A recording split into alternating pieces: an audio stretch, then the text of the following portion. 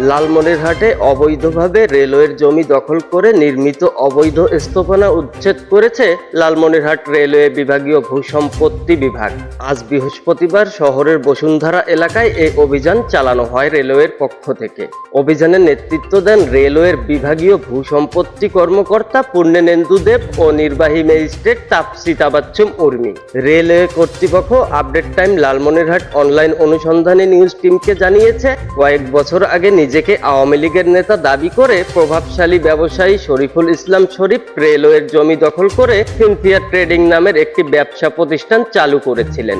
বিষয়টি নিয়ে মামলা হওয়ার পর উচ্চ আদালতেও অবৈধ দখলদার হিসেবে চিহ্নিত হন ওই ব্যবসায়ী শরীফুল ইসলাম শরীফ। পরে রেলওয়ে কর্তৃপক্ষ তাকে 3 দফা নোটিশ দেয় এবং দফায় দফায় উচ্ছেদের চেষ্টা চালালেও রাজনৈতিক প্রভাবে ব্যর্থ হয় উচ্ছেদ অভিযান। সর্বশেষ সরকার পরিবর্তনের পর এই অভিযান পরিচালনা করে সফল হয়েছে রেলওয়ে। লালমনিরহাট রেলওয়ের বিভাগীয় ভূসম্পত্তি কর্মকর্তা পূর্ণেন্দু দেব গণমাধ্যম কর্মীদের এক প্রশ্নের জবাবে বলেন, দীর্ঘদিন ধরে অবৈধভাবে রেলওয়ের জায়গা দখল করে স্থাপনা গড়ে তোলেন শরীফুল ইসলাম শরীফ, যা উচ্ছেদ করতে আদালতের আশ্রয় নেওয়ার পরও রাজনৈতিক বাধায় উচ্ছেদ করা সম্ভব হয়নি। তবে এবার উচ্ছেদ অভিযান সফল হয়েছে আমাদের। Update time online news desk, Lalmonirhat.